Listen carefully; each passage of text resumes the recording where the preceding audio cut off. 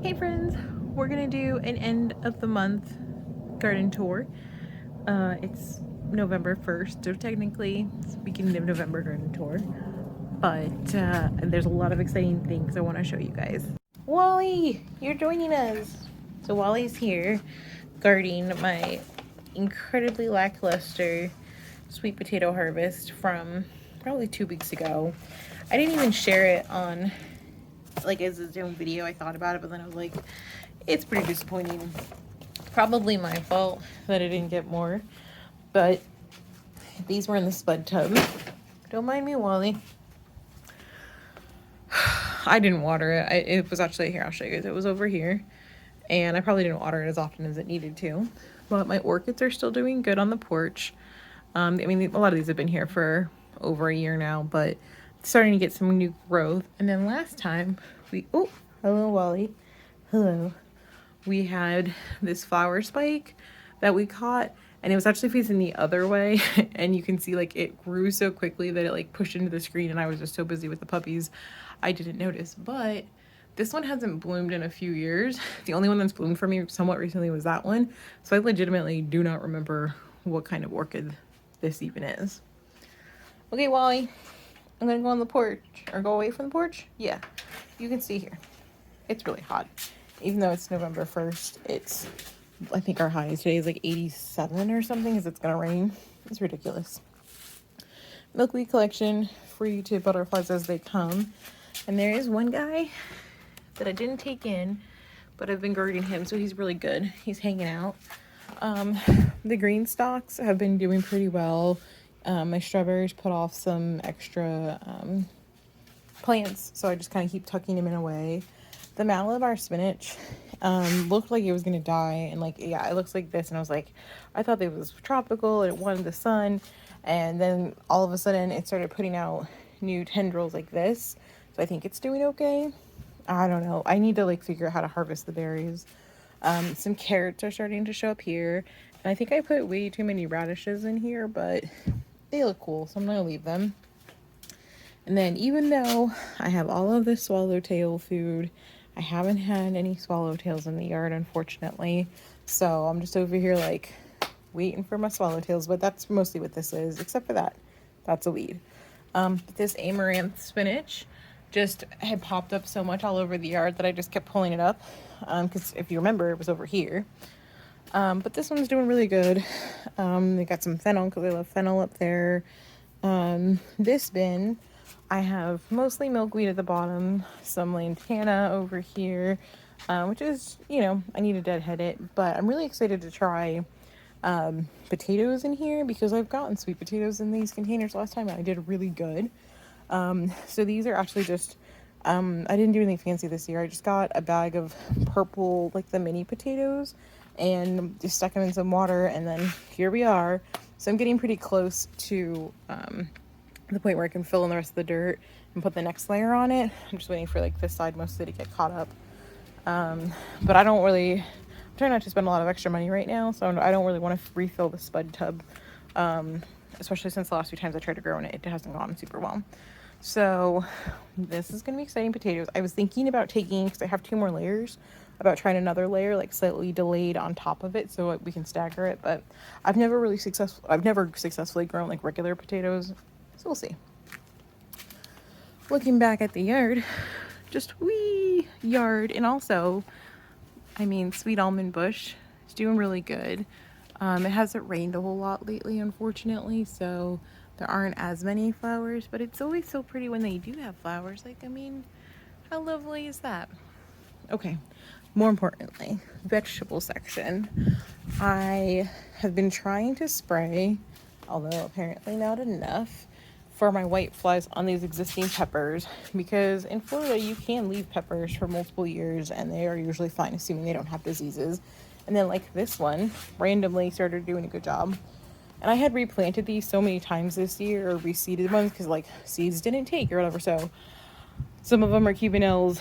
I either know it's a Corbaci, which is these, or if it's like one of these, or I think like this one here, they're either going to be red Marconis, Cubanelles, or like a bell pepper.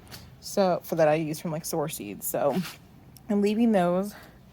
These 2 bins, they don't look like much, but wherever the 3, let's see, chopsticks in either one. I'm trying kale, but I think it's been too warm, so the kale is not taking, so I'm going to try it again. But I really want to grow dinosaur kale. So I have some of those in, and I have like support seeds like parsley and carrots in here. And then this bin, and then the following bin where all the chopsticks are more peppers, because if you guys are caught up on the videos, I'm not going to do my normal broccoli, Brussels sprouts, cabbage, or broccoli, cauliflower, Brussels sprouts that I normally try to do, because like it just doesn't make sense in Florida. So I am going to stick with peppers. So I have a bunch of new pepper seeds in here. My hybrid tree is doing really good. We got a lot of lemons coming in, so that's exciting. This one is a hot mess. It had squashes. They got eaten by mold, so I'm putting a tomato in the middle, and I'll try the squashes again.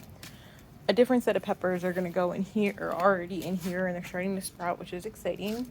And then I'm still troubleshooting the ants over here, but these are peppers that I had started a while ago that are also, I think one row is the Cubanelles and one row is the Marconis. I'm going to try, and so this is, you know, the side of the house, so east is that way, west is that way. So I'm hoping to have some peppers here, which they're starting to sprout up. I need to trim some back, and then they'll be in this, I guess 3 foot trellis, whereas the 5 foot or whatever this is on this earth box will have hopefully some tomatoes. They look like they're doing really good. I'm really bummed because the tomatoes that I really wanted, the coyote tomatoes that I had earlier this year that were like delicious, like refused to sprout. So I'm a little irritated about that. But oh yeah, probably the most exciting thing. This bin was like, probably last time you guys saw it, like from here all the way over was full of aloe. So I pulled that up, gave some away, potted some up, and I still have all of this. I think this might have actually been the mother plant that I accidentally pulled up, but I'm not worried about it because aloe grows like a weed here. So I'm going to figure out what to do with that. I have some loose ideas. I'm considering using it for some buckets that I want to make, that Gardening with Leon shared how to do, and put some fruit trees in, but we'll see. That would be like on the side of the house because I don't have any room. There's been no changes really. It's starting to look really nice. I trimmed a lot of this stuff back. Like the gardenia is just, I mean, it's probably like 3 feet tall now, so that's exciting. In this particular container, there's a lot of new growth from the porterweed, which I'm excited about. We had some really good blooms earlier, like a couple weeks ago, but I have, I'll have to look at the name, I already forgotten it, but I put a jasmine in, which like you can barely tell because it kind of blends into the weeds, but it's starting to grow up here because I didn't think it was going to need a trellis so quickly. And like, yeah, it's growing up this one here. So that's exciting because I really love the smell of jasmine, but also I'm going to need to figure out a trellis thing here. So I put some, let's see, green onions in here because they're supposed to be really good for roses. So I'm going to try and find some more ground cover to help protect the base of the roses here. But my Double Delight is doing really good. The tomatoes are just a mess, but this is where I really wanted the coyote tomato to grow, but all I keep getting are weeds. I don't know what keeps happening. It's really weird because the stuff that I used to do really well, like basil and tomatoes, for some reason I'm just having a really hard time with. My roses, I'm so excited. So I've got another Red Intuition, which I'm obsessed with because it's gorgeous, and accidentally put it in backwards, but I'm not mad about it. It has a lot of good blooms, and these are from Nelson's Roses. So I'm also going to try and put some of like the decorative onions in or something to help protect them. But I'm really excited. This is the one that I tried to grow earlier this year and somehow killed. Not proud of it, but prior to these, my record for rose success was 2 and 2. So the Granada rose and the Double Delay I was able to keep alive, and then the original Red Intuition, and then I had a Neil Diamond that I killed. I don't know what went wrong, but I'm learning, you know. So I was 2 for 2. So these are my new 2. So this is a red intuition, which I love. It's very pretty. Although it kind of looks like a pink intuition, but it's okay. I'm not mad if it is. And then this one I wasn't expecting to get because it's called a Mr. Lincoln. But when I saw it, I was at Lucas Nursery, and they're a partner of Nelson's Roses, and these are all Nelson's Roses, which I highly recommend. This Mr. Lincoln had a bloom on it, which was like, I'm trying to see, like, it was like a really, like, it was a darker version of this, or maybe like even like a darker version of what we see on the red intuition. And I loved it. It was just such a beautiful color. And so if you know roses, the double delights are multi-tone, the granada are multi-tone, the intuition roses, red or pink, are multi-tone. So all of the roses I had purchased up to this point were dual tone, and because I really like that. And I had looked up a Mr. Lincoln in the past, but I got kind of turned off because it was such a red, kind of like almost blood red color. I wasn't really feeling it. But I was thinking, well, if I pair it with a red intuition, it'll look really good. And then Mr. Lincoln, so where I was going with this is, when I saw it at the nursery, one of the blooms that was on it was like, had been that kind of magenta color. And I got to talking to people on the internets like you do, and they said, yeah, it starts red, but then it fades to like a really pretty pink. And I'm like, well, perfect. I love that, because it'll, like, if I wanted to do a cut bouquet, it would look really pretty. Hey, Wally. You okay over there? Okay, we're almost done. So, more cherry tomatoes. I think this one is the sweet pear. I gotta look at my notes again. I have a whole like sheet, but I've just been like just putting as many seeds in as I can, and like just hoping they take, because I've been having a real hard time. I need to deadhead this, but we just had a pile of beautiful new blooms from this Granada rose. I'm really glad I got it. Not probably ideal for cut roses, but it's really nice. Okay, well, what very appropriate Florida life problems. My phone overheated and stopped recording. So this bin, I'm gonna refigure out what to do. The Malabar spinach is in there, but obviously it's not doing terrible. I don't know. It looks okay. Like, there's a lot of new growth. I don't know if you guys can tell, my weed barrier plans were mostly working, and like this big thing that came out, I don't even want to take out because there's always bees on it. But all of these, like, I guess they're food trays. They're trays that the dog's canned food comes in. Have been doing a marvelous job of keeping the weeds out for the most part, because, you know, I might have one or two here and there, but if you look down here, where I haven't weeded recently, there's a lot going on. So if you have a similar setup, amaranth, it is growing. Okay, cool. My amaranth might work. I have not watered it or anything. We'll check it out later. Anyways, we got some zinnias in here. I think some of these zinnia seeds that I threw in here were the same ones, like the polar bear, and I can't remember what the other ones, but the ones from that container over there. I'm thinking I'm going to throw some of my State Fair zinnias in, because I'm not a big fan of reds and orange, but I think they'll look really pretty against the purple. Cat Whiskers is doing good. I think there's still little like lantana plant that's like probably like edging out, it doesn't have any space, but I'm gonna do some deadheading in here. And I'm also gonna try and do some propagating, because I've had a few people ask me for this. So if you have any tips, let me know, because I'm gonna try it. But it's such a pretty plant. If you can grow it in your zone, I highly recommend that you give it a go. Let's see, this poor planter, I need to get it on like a drip system or something. I keep forgetting to water it. But it has the swamp milkweed, or some people are telling me it's giant milkweed, but I'm pretty sure it's considered swamp milkweed, or that's what we called it here. The Kunti plant, in case that butterfly decides to come up a little bit. Oh, you guys, a butterfly. No, not a butterfly, a caterpillar. Okay, hey guys. Like, I never see caterpillars or eggs on here, so I'm really excited there's one here. I have some tropical milkweed in there still. Nothing crazy. Composter's doing good. Not the worst thing ever. I'll show you guys. I just threw some stuff in here. I haven't been following directions really well, so I can't judge, but I'm glad that I got it. I spin it a couple times every day or two when the dogs are out. Bananas that I'm going to transplant. This bin, I'm going to try really hard to continue watering not everything that I put in from seeds is holding up, but of course the radishes are like the things that I care about least. Those are taking. I'm hoping that that's of a spaghetti squash that took in there. I planted 3 of them. That looks like one. That looks like one. Moose probably ate the other ones. But some of the marigolds that I transplant or thought I ripped up from another planter and put in here just keep growing. So I'm like, well, them and the nasturtiums, they're probably fine. So whatever, we'll see. But I really want to get some spaghetti squash. We'll see. I am confident there are no sweet potatoes in here because it's just been neglected tremendously. So, but it's currently covering a hole that the puppies dug up.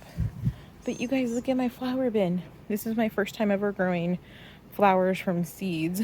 And so far, it's, you know, the easiest flowers ever. Sunflowers and zinnias. My teddy bear sunflowers don't seem to be growing. So it's this one, and then this one. They're having a rough time. Obviously something's eating them, but somehow these, I don't think these are called I think these are sunspot dwarfs. If I remember correctly, they're doing really good. They shot up really, really beautifully, and I love all of my Seed Geeks zinnias. This is my first time growing zinnias, so I've been trying to plan on like chopping them back because the internet said that that's helpful for helping them grow in, but really excited about those. So yeah, that's kind of like we're getting into like our peak growing season in Florida. So I have a bunch of seeds that I'm gonna try and like, I don't want to say reseed, but like stuff that didn't take yet, I'm gonna try and redo. And then my next goals for the garden are finishing up that green stalk up there, and then finding some cover crops, if you will, for the roses, because honestly I think the aloe did great in that one, but I don't want to put aloe in every one. Although I did throw some milkweed in all of them because we need more milkweed around. So that's kind of, I don't know, it's kind of the plan right now. Tend to the rose covers. Like I have a few planters here and there that I need to, like the kale and the squash thing I gotta troubleshoot, but for the most part right now we get to just kind of enjoy growing things and having things grow. I'm expecting some really quick growth on the peppers, and then I always say it wrong, but alyssum, yeah, I think it's alyssum, the sweet alyssum. I have some seeds that I want to try and put in because I bought it at the nursery last year and I absolutely loved it, and I think it would look really pretty with, especially with like the red roses, or even I think the double delight it would look pretty on. I won't put it in the granada. I don't think it'll look good there. So we'll see. But I also have some snapdragon seeds that I'm going to put in this bin, probably closer towards Thanksgiving, because I understand that they really like shade, especially in Florida, because it's so warm here, even in November. So they're going to go in there, and I do have some, like one begonia tuber that I'm going to put in there and see how that goes, because I'm just trying to diversify all the stuff that I could grow. Let's see. I think that's it. I mean, got a lot of color here, good growth there. Those lots of pollinator plants. Roses are doing good. Tomatoes are starting up. More roses, more tomatoes and roses. So, I mean, overall, everything's growing for the most part. The only stuff that isn't really, like, the only stuff I think that's the most, not even troublesome, but the stuff that hasn't come up, that's been in the longest, that I'm most worried about, is the kale. But tomorrow's going to be cool, so I'm going to try and replant it tonight. But, like, even these peppers, like, they're all coming up on their own schedule, so I'm expecting we'll see more. But, like, that wasn't even here yesterday, so they're going to be fine. In the meantime, I hope you guys had a safe Thanksgiving, and next time I talk to you in this update, it will be probably pretty close to December.